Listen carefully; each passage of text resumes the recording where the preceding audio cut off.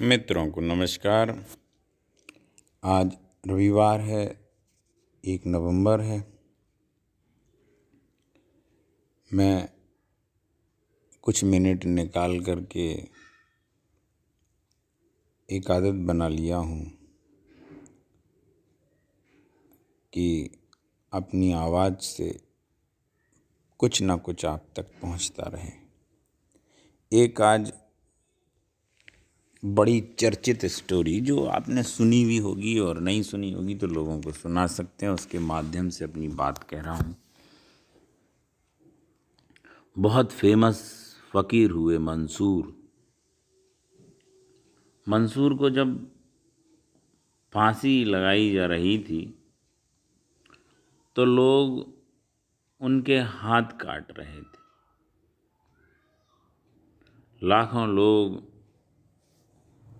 इकट्ठे थे, उन पर पत्थर फेंक रहे थे, उनके साथ दुर्व्यवहार भी कर रहे थे।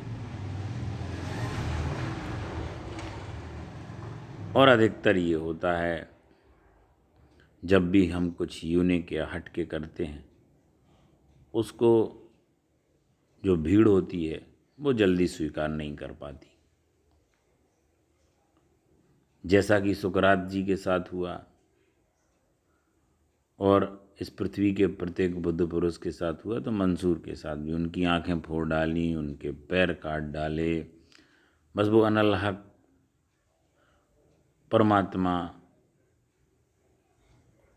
प्रभु की सत्ता के ऊपर बोलते रहे, उन पर पत्थर फेंकते रहे लोग। लेकिन मज्जाल है, उनके चेहरे पर से कनाए फ़कीर मुस्कुरा रहे थे। वो परमात्मा से प्रार्थना करने में लगे थे। तभी एक उनके मित्र फ़कीर थे जो जिंदगी भर उनके साथ रहे, जो उस भीड़ में खड़े थे। उन्होंने एक फूल उठा कर के भी कि किसी को पता न चले कि मैं इनके साथ हूँ, उनकी तरफ फेंक दिया, एक पुष्प छोटा सा। और मंसूर उनके उस पुष्प फेंकने के पहले तक तो बड़ी ठहाके लगा रहे थे। इसके बावजूद कि उनकी आंखें फोड़ डाली गई थीं, उनसे खून बह रहा था, उनके पैर भी काट डाले गए थे, वो मरने के करीब थे। उस पर पत्थर मारे जा रहे थे जो उसके शरीर को हर तरह से जराजीर्ण कर रहे थे, लेकिन वो हंसते रहे थे। उनकी आंखों में, उनके होठों पर, उनके हृदय पर इस सारी पीड़ा और दुख के बीच सबके लिए एक प्रेम था। लेकिन एक फ़कीर जिन्होंने फूल फेंक के मारा था, जो भीड़ में खड़े थे, उनके फूल को फेंक के जैसे ही फूल उनके पास पहुंचा, मंसूर साहब रोने लग गए। लोग बड़े हैरान हुए। एक आदमी ने पूछा, आपको इतना सताया गया, इतनी यातनाएं दी जा रही हैं, तब तो आपके आंखों में आंसू नहीं आए? लोगों ने पूछ लिया। हालांकि ऐसी सिचुएशन में पूछने की क्षमता भगवान श्री कृष्ण से ही करी जा सकती है जब युद्ध लड़ रहे हों। ऐसी क्षमता भगवान बुद्ध से करी जा सकती है। ऐसे ही बुद्धत्व को उपलब्ध लोगों से की जा सकती है। तो आदमी ने उनसे पूछा, आप इतने पर नहीं रोए और एक जरा से फूल के फेंकने से आप रो पड़े? ये तो आपकी सहनशीलता पर संदेह दर्शाया जा रहा है।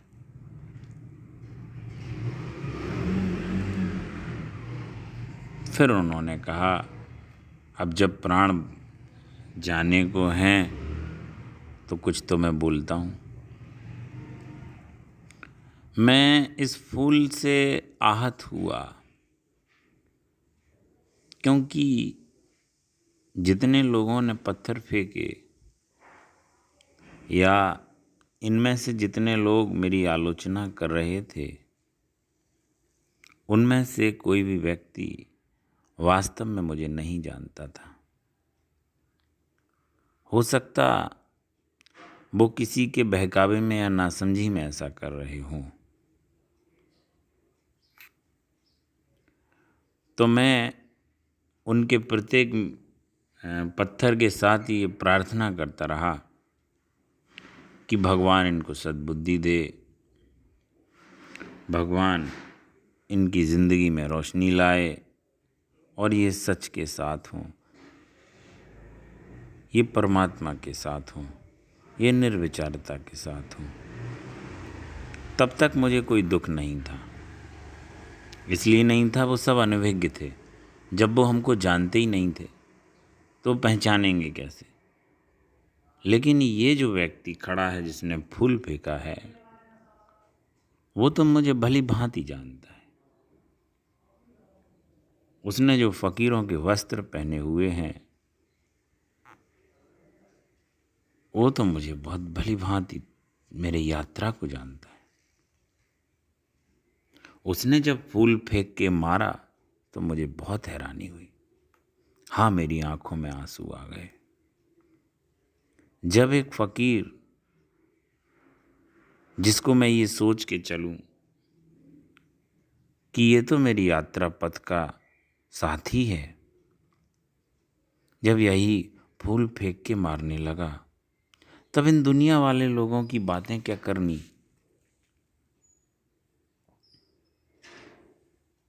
लेकिन दुनिया का ये हाल है। मंसूर तो ये सोच के मर गए। थोड़े दिन बाद बात भूल भी गए। थोड़ी इस वक्तव्य के साथ उनके प्राण भी चले गए। भीड़ बिखर गई और आदमी, मंसूर जब मर गए, श्वास उड़ गई। फिर उस फ़कीर से कुछ दूसरे फ़कीरों ने पूछा, तुमने पत्थर या फूल क्यों मारा? तो उस व्यक्ति ने कहा, भीड़ का साथ देने के लिए। अगर मैं भीड़ का साथ नहीं देता तो लोग समझते कि पता नहीं यह भी मंसूर के साथ खड़ा है। उस फ़कीर ने कहा। और बाकी जो फ़कीर उसके साथ बात कर रहे थे, अरे मूर्ख, अगर साथ ही देना था तो उसका देना था जो अकेला था, जो सच के लिए था। साथ भी दिया तो उनका दिया जो असत्य के साथ थे। फ़कीरी के कपड़े आप छोड़ दो, क्योंकि जो भीड़ से डरता है वो ध्यान में प्रवेश नहीं कर सकता।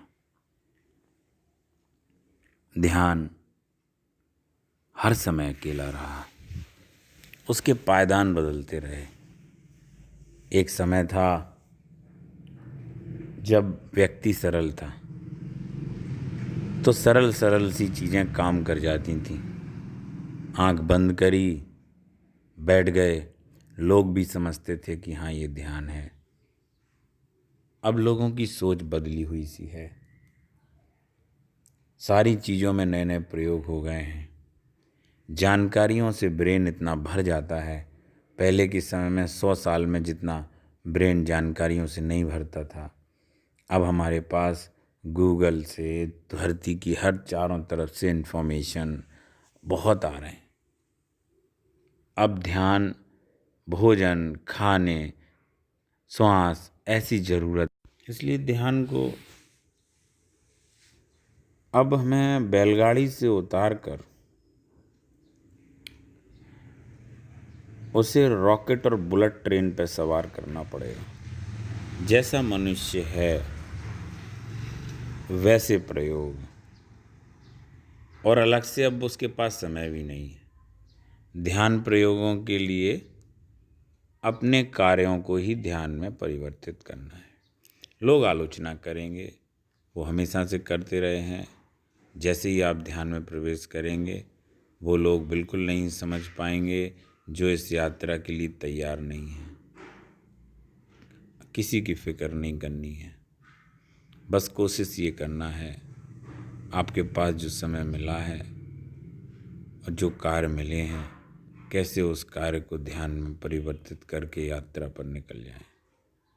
नमस्कार मित्रों, थोड़ा विचार करिएगा और इस आंदोलन में आप भी चल पड़िएगा।